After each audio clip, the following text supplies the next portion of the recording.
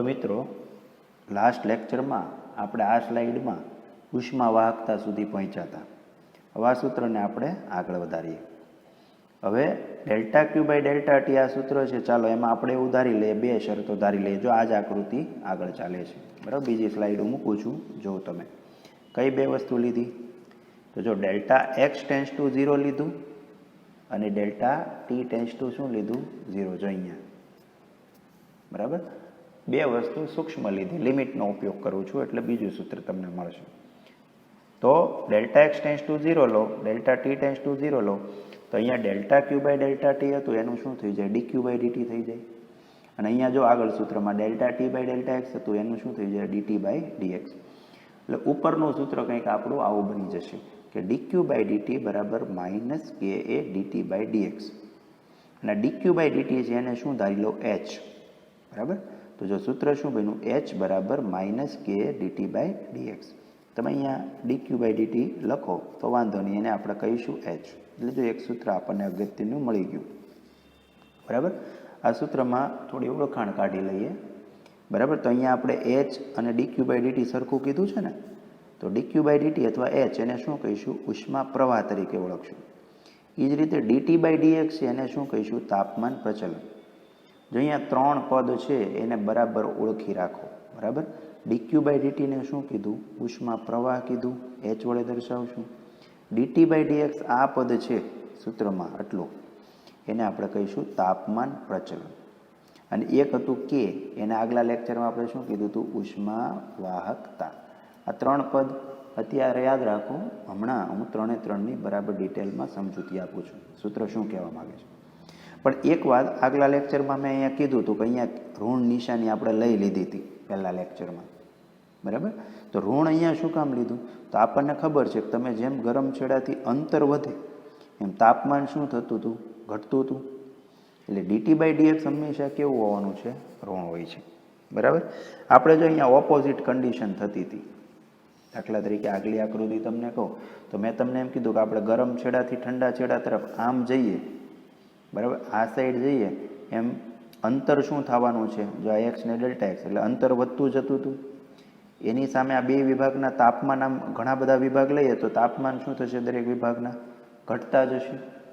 તો અંતર વધે છે, સામે તાપમાન શું થાય છે? ઘટે છે, બરાબર. એટલે તાપમાન પ્રચલન હંમેશા કેવું આવે? ઋણ આવે. ડીટી બાય ડીએક્સ કેવું આવે? ઋણ આવશે. દાખલા તરીકે એક તાપમાન પ્રચલન ગણવું હોય, બરાબર છે, તો આપણે ગણીએ તો તમને ખ્યાલ આવે. દાખલા તરીકે આવું ઉદાહરણ લઈએ કે માની લો આ સળિયો છે, ચાલો, બરાબર. આમાં એમ કહે કે અહીંયા તાપમાન આપણે એમ લઈ લઈએ, આ લંબાઈ એક્સ બરાબર 0 સેન્ટીમીટર અને આ એક્સ બરાબર 100 સેન્ટીમીટર. અહીંયા તાપમાન છે બરાબર 10, અહીંયા આપણે સરળતા ખાતર તાપમાન લઈ લઈએ 0 અંશ સેલ્સિયસ. આ છેડાનું તાપમાન લઈ લઈએ 100 અંશ સેલ્સિયસ, બરાબર. તો જો અંતર વધતું ગયું 0 થી 100, બરાબર, અને તાપમાન શું થશે? ઘટશે. સોરી, અહીંયા ગરમ છેડો કીધો છે ને, તો આ તાપમાન આપણે કેટલું લઈએ? 100 લઈએ, અને આ તાપમાન કેટલું લઈએ? 0, બરાબર. તો હંમેશા આપણી કન્ડિશન આવી હશે, આ ગરમ છેડાનું તાપમાન વધુ હશે, ઠંડો છેડો છે અહીંયા, બરાબર, તો એનું તાપમાન ઓછું હશે. હવે આપણે તાપમાન પ્રચલન લઈએ તો સૂત્ર શું છે? DT by DX. DT by DX એટલે શું? તો ડીટી એટલે આપણે લખી શકીએ T2 માઇનસ T1, અને ડીએક્સ એટલે શું લખ્યું? x2 minus x1. છે ને, ઉપર આવશે તાપમાનનો તફાવત, નીચે આવશે x એટલે અંતરનો તફાવત. તો અહીંયા વિચારો, જો તાપમાનનો તફાવત શું થશે? 100 માઇનસ 0, આ 100 માઇનસ 0. એ જ રીતે અંતરનો તફાવત લો. જો એ જ ક્રમમાં, ક્રમ નથી બદલવાનો. અહીંયા 100 માંથી 0 બાદ કર્યું તો અહીંયા આ અંતર કેટલું છે? 0, અને આ કેટલું છે? 100. તો આ શું થશે? 0 માઇનસ 100. ખ્યાલ આવ્યું? તો જો આન્સર કેટલો આવ્યો? આ 100 છેદમાં માઇનસ 100 એટલે -1 છે. એટલે આ તાપમાન પ્રચલન ડીટી બાય ડીએક્સ કેવું આવ્યું? ઋણ આવ્યું, બરાબર. કેમ કે અંશ વધે છે. આનાથી ઊંધો ક્રમ લેશો તો એ -1 જ આવશે. 0 માંથી 100 બાદ કરશો તો અહીંયા તમારે 100 માંથી 0 બાદ કરવું પડશે, તો -1. ટૂંકમાં તાપમાન પ્રચલન હંમેશા કેવું આવશે? ઋણ જ આવશે, બરાબર. હવે આ ઋણ છે. D Q by DT always ધન હોય, ઉષ્માનો જથ્થો તો ધન હોય. તો જો સમીકરણ આપણું અનબેલેન્સ થયું, એક સાઈડ પ્લસ આવે છે, એક સાઈડ માઇનસ આવે છે. તો મને ખબર છે આ માઇનસ છે એટલે મેં એક એક્સ્ટ્રા નિશાની અગાઉથી માઇનસ મૂકી દીધી જો અહીંયા. તો આ માઇનસ માઇનસ શું થશે? પ્લસ થઈ જશે. એટલે ડીક્યુ બાય ડીટી કેવું થઈ ગયું? પ્લસ થઈ ગયું. ખ્યાલ આવ્યો? એટલે તાપમાન પ્રચલન હંમેશા ઋણ હોય, ઉષ્મા પ્રવાહ ડીક્યુ બાય ડીટી હંમેશા ધન હોય. તો ધન બરાબર ઋણ ન થાય. સમીકરણ બેલેન્સ કરવા માટે આ ઋણની સાઈડ એક ઋણ મૂકી દીધું એટલે કેવું થઈ ગયું? ધન થઈ ગયું. ખ્યાલ આવે છે? એટલે આ ઋણ નિશાની લીધેલી હતી. હવે આપણે આ રાશિ બરાબર એને ઝીણવટથી સમજીએ. જો બરાબર આ બધી રાશિની આપણે વ્યાખ્યા આપવાની છે. તો એ આપણો બીજા પ્રશ્નમાં તમને વસ્તુ ક્લિયર થશે. શું છે આપણો બીજો પ્રશ્ન? સવાલ વાંચો મનમાં. તો જો આપણો ક્વેશ્ચન આવો છે કે ઉષ્મા પ્રવાહનું સૂત્ર લખો, તેમાં આવતા દરેક પદની ઓળખ આપી તેમને વ્યાખ્યાયિત કરો તથા તેના એકમો લખો. બરાબર, આપણે આવું સૂત્ર તાર્યું. સૂત્ર બરાબર યાદ રાખી લો મનમાં. H બરાબર ડીક્યુ બાય ડીટી બરાબર minus K A DT by dx.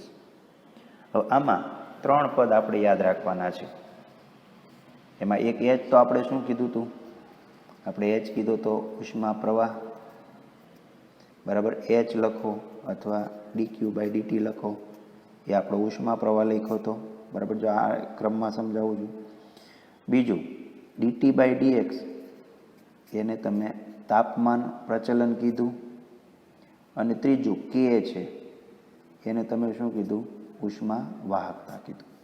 આ ત્રણ શબ્દ સમજો. તો પહેલાં લઈએ ચાલો ઉષ્મા પ્રવાહ. તો સૂત્ર આવડે છે. એચનું શું સૂત્ર છે? DQ by DT. સૂત્ર યાદ રાખતા જઈએ સાથે સાથે, અને ઓળખાણ યાદ રાખો. જો આ ડીક્યુ બાય ડીટી સૂત્ર છે, એમાંથી જ આખી વ્યાખ્યા હું સૂત્રમાંથી જ બનાવતા ત્રણે ત્રણ વ્યાખ્યા શીખવાડું છું.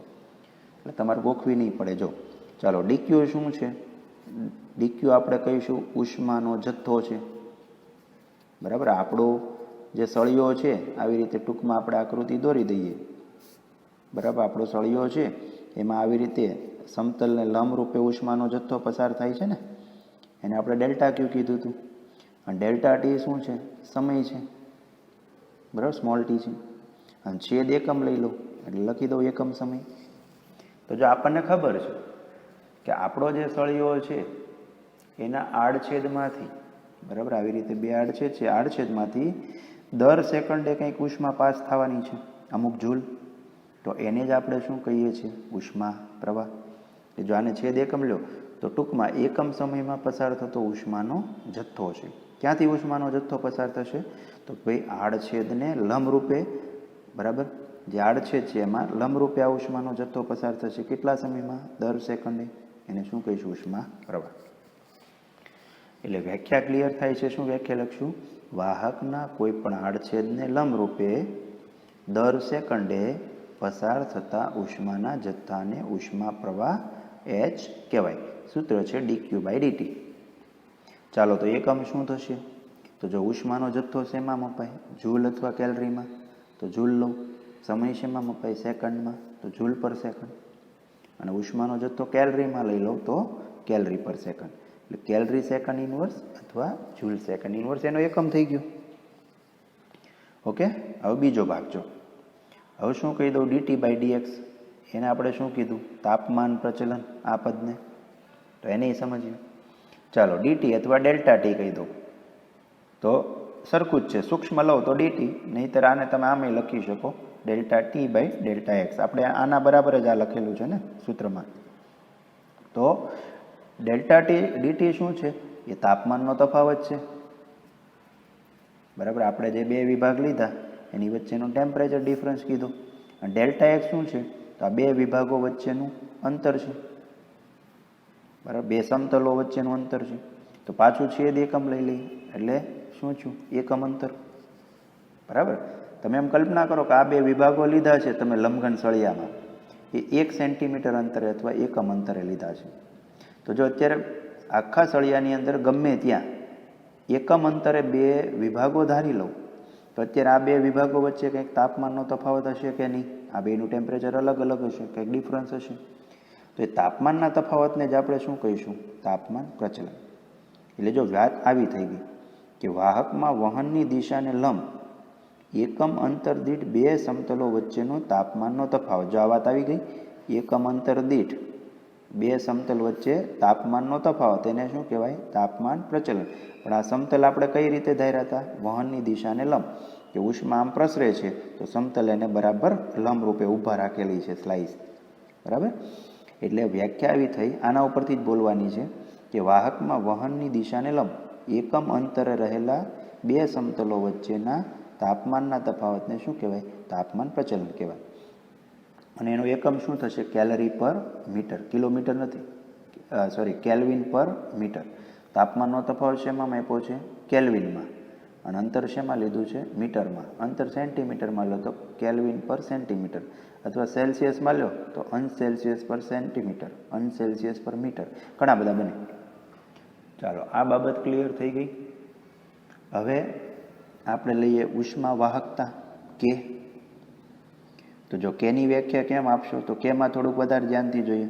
ચાલો, આ સૂત્ર છે ને, ઘડીક આ ડીક્યુ બાય ડીટી ભૂલી જાઓ. ચાલો, આ સૂત્ર છે, એમાં કેને કરતા બનાવો. તો કે બરાબર શું થશે? એચના છેદમાં એ delta T by delta X, અથવા ડીટી બાય ડીએક્સ. તો કેની વ્યાખ્યા બનાવી છે એટલે કેનું સૂત્ર મેં લખી નાખ્યું. હવે જોઈએ, જો આ સૂત્રમાં બધી ઓળખાણ લખું. જો એચ શું છે તો આપણને ખબર છે. એચ શું આપણે કીધું? ઉષ્મા પ્રવાહ છે. એ શું છે? તો એ આડછેદ છે, જે સમતલ લીધું એનું આડછેદનું ક્ષેત્રફળ છે. એ આડછેદનું ક્ષેત્રફળ છે. અને ડીટી બાય ડીએક્સ શું છે? તો એ આપણને ખબર છે, એ તાપમાન પ્રચલન કીધું. તો ત્રણેય ઓળખાણ લખી નાખી.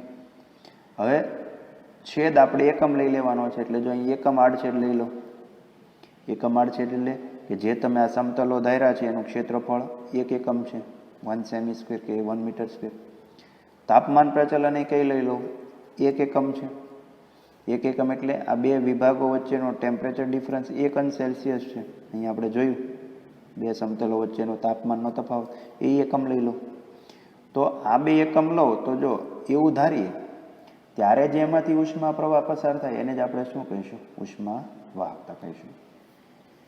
એટલે બોલવું હોય તો આમ બોલાય. જો પદાર્થના એકમ આડછેદવાળા છે, સમતલ એકમ આડછેદ છે, પછી એકમ તાપમાન પ્રચલન ધરાવતા, તાપમાન પ્રચલન એ કેટલું લીધું છે? 1 એકમ. એવા બે સમતલો, આવી ખાસિયત ધરાવતા બે સમતલો અહીંયા મેં કલ્પના કરી કે જેનું આડછેદનું ક્ષેત્રફળ એકમ છે અને એની વચ્ચેનું તાપમાન પ્રચલન એ કેવું છે? એકમ. તો આવા સમતલો વચ્ચે સમતલોને લંબરૂપે કંઈક ઉષ્મા પ્રવાહ પસાર થતો હશે, દર સેકન્ડે કંઈક એનર્જી પાસ થતી હશે. તો એ ઉષ્મા પ્રવાહના મૂલ્યને શું કહેવાય? આપેલ પદાર્થની આપેલ તાપમાને ઉષ્મા વાહકતા કહેવાય. ફરીથી, પદાર્થના એકમ આડછેદવાળા, એકમ તાપમાન પ્રચલન ધરાવતા બે સમતલો વચ્ચેમાં સમતલને લંબરૂપે, આ લંબરૂપે શબ્દ લખજો બધે, લંબરૂપે પસાર થતા ઉષ્મા પ્રવાહને શું કહેવાય? આપેલ પદાર્થની આપેલ તાપમાને ઉષ્મા વાહકતા કહેવાય. ક્લિયર? અને તો ઉષ્મા વાહકતાનો એકમ શું છે? તો એકમ થાય calorie per meter inverse, kelvin inverse, second inverse, અથવા joule per meter inverse, kelvin inverse, second inverse. સમજો જો એકમ કઈ રીતે આવ્યું. બરાબર? દાખલા તરીકે એમ કહી દઈએ, ચાલો આનો એકમ લઈએ, જૂલમાં આ એકમ લઈએ. ચાલો તો એમ્પિયર્સ લઈએ તો ઉષ્મા પ્રવાહનો એકમ શું છે? જૂલ પર સેકન્ડ છે, અથવા જૂલ સેકન્ડ ઇનવર્સ લખી દો. ચાલો, જૂલ સેકન્ડ ઇનવર્સ ઉષ્મા પ્રવાહ અહીંયાથી લીધો. પછી ક્ષેત્રફળનો શું થાય? Meter square. બધાને એકમ મૂકતા જાઓ. અને તાપમાન પ્રચલનનો શું થઈ ગયું? તો કેલ્વિન પર મીટર લખો તો જો અહીંયા, બરાબર, ડીટી બાય ડીએક્સનું. તો આ છું કેલ્વિન પર મીટર, એટલે આખું શું થાય? Joule second inverse. અને આ છું કેલ્વિન, મીટરની 2 - 1 એટલે મીટરની 1. જોયું ને? એટલે જો આ શું છું?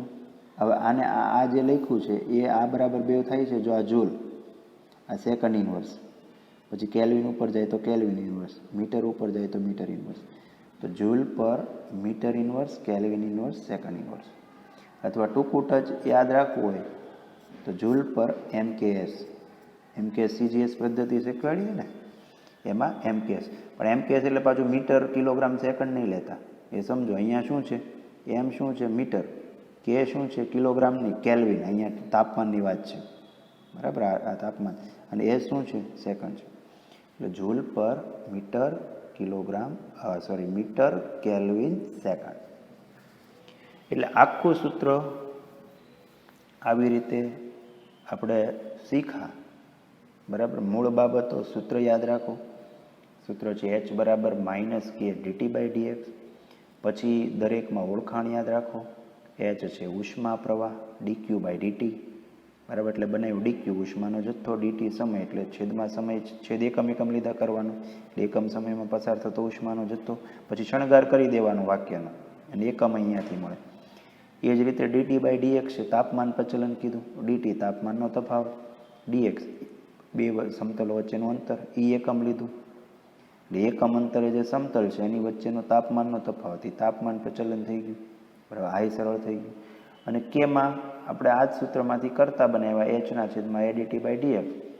H ઉષ્મા પ્રવાહ, એ એકમ આડ છે, dT/dx તાપમાન પ્રચલન, આડછેદને તાપમાન પ્રચલન એકમ બોલી દીધા. અને પછી એમાંથી પસાર થતો ઉષ્મા પ્રવાહ, એ શું થાય, ઉષ્મા વાહકતા. એટલે આવી રીતે તમે સ્ટેપ બાય સ્ટેપ જાતે સમજવાનો પ્રયાસ કરો તો આખી બાબત સરળ છે. આ યાદ રાખવું ઇઝી છે. તો એક સૂત્ર આપણે 2 લેક્ચર લીધા અને તૈયાર કર્યું છે, બરાબર. એને તમારી રીતે લખીને વ્યવસ્થિત તૈયાર કરજો.